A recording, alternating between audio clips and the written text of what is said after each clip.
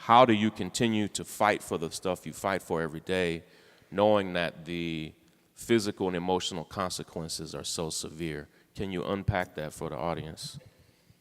Well, I guess I get to go first as the lone lady. Hello to all of you, and thank you so much for having me here.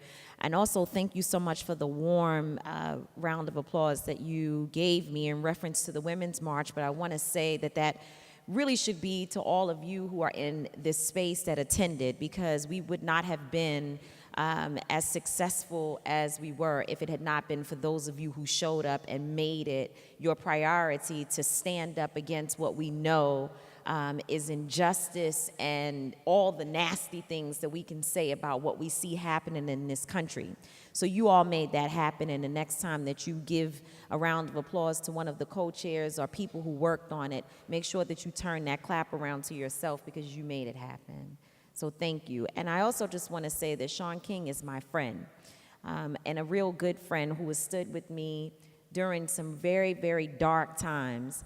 You know, you don't necessarily need friends when things are shiny and everything is going well in your life, because there are enough people who are around. But when people show up at dark moments, that's how you know their character.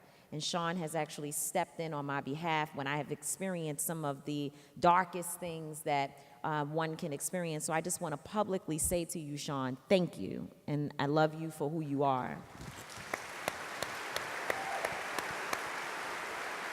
So why do I continue to do this work? You know, I have to ask myself that all the time. I really do. You know, sometimes I wake up and I need to know why can't you just stop?